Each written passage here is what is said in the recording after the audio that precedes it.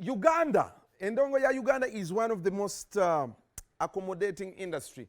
Nti bw'oba muzibe osobola okukuba hit n'enyumirwa abantu. Bw'oba oyimba bwa bwa bwa nabyo bisobola onyumira abantu. Bw'oba olimba vocal ne binyumira abantu. Bw'oba mukadde nga jajjani fresh jajja oba ne bw'obeera fresh daddy era osobola okukuba no survivinga. Then bw'obeera abaana bato ba fresh kit bakapiripiti naawe osobola okubeera mu ndongo ye Uganda and you really survive. Now the question is, industry ne bw'eba ew'omukisa buli omu tewalina kubaawo mikisa giyina kwegamba bintu biyina kye tuyita standards kubanga kapiripiti yatadde oluyimba, it's a beautiful song, naye kati ng'omwana muto tannatuuka kuba mu love awaana omukazi omukulu akwana omukyala nkwagala nze ommenya omutima onnuma. I'm having a mixed feeling with this. Where will our industry, is it healthy? Nyiza okubanga I'm over assuming. Nze ndowooza bana balina kuba nyimba atukube pate tugende tusome yamba omwana sise mama wange nkwagala naye omwana yagambye ekimala kimala yakubye oluyimba olwalaavu nkwagala mama webitigula nyenya akabina kapiripiti. Is it okay oba I'm over exaggerating? Anyway, tumunoonyezaako to know why. Why? I don't know. I feel he's not ready to sing it. Nyizo banze nkaddiye. Then of course twogeddeko ne VJ Moon. Waliwo guy gwe bayita VJ Moon babadde bayina yamusuubiza empewo ng'amulirako akavimbo n'atamuwa video naye leero nabo bareconcilinze and bakkiriziganyiza VJ Moon mumumanyi. Naye katusooke tulabe kapiripiti with this love song. It is funny. It is funny.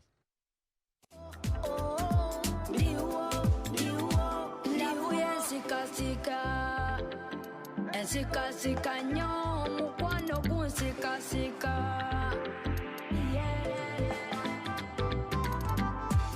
senasala kulabinge buli sawa njagala nkumitinge natadde oluyimba lwa love lwansonga buli omu abeera ne gwayagala nange nnaku enjagala gwe naluyimbidde oyo mwagala okuva ku ntobo y'omutima gwange kyogamba kapiripiti wagudde mu love? Sagudde mu love.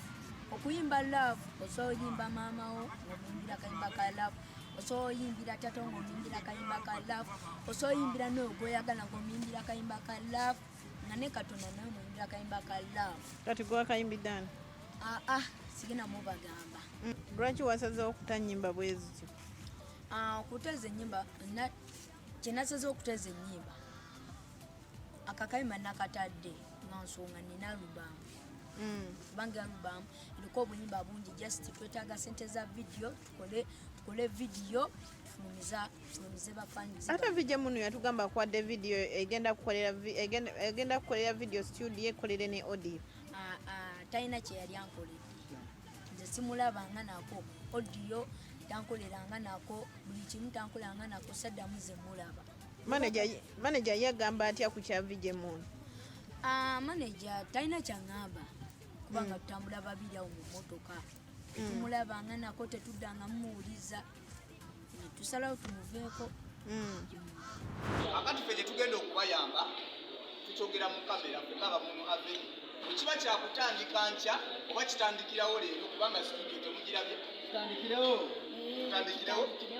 studio yo nagibakoledde tegenda kuyamba kapiripiti yekka nti wabanga Bebe Cool yavaayo n'akyogerako emirundi mingi nti agenda kubanga ayamba abayimbi abato bwe bato ne studio zikoma mu bigambo studio zaabwe zikoma mu bigambo nti n'abakoledde n'abaleetedde kamera abayimbi abato bikoma mu bigambo tewali muntu yenna yavudde n'avaayo n'ajugira naga nti Bebe Cool yampa kamera oba yampa studio nengenda nerekodinga oluyimba nange ngende maaso sirumba wabula mpabula buwabuzi kapiripiti studio eyaffe nebyenkusuubiza si ya bigambo ngenda kukolera video nya nga Munu Avenue yezikoledde ngenda kukolera audio yo gye nalina buli audio gowulira ng'oyagala okukola yangu olikodinga obuyimba saagala byabufuzi ebyobufuzi byandiba byebiresewo nembeera bweti kati okusoma omukulembeze w'eggwanga yavuddeyo n'agamba agenda batamuddeyo musome obadde okyasomera ku online nga oluliwe wakola online byonna byonna nabimala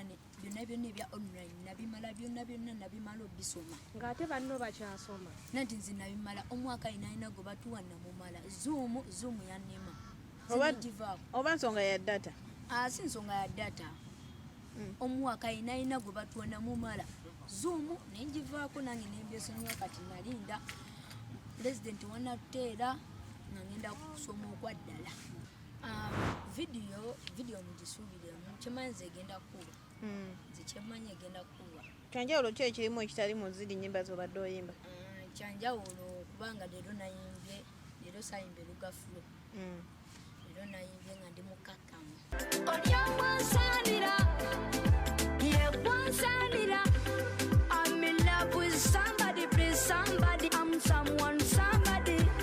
You're not full of somebody. Now I'm somebody. High pass management.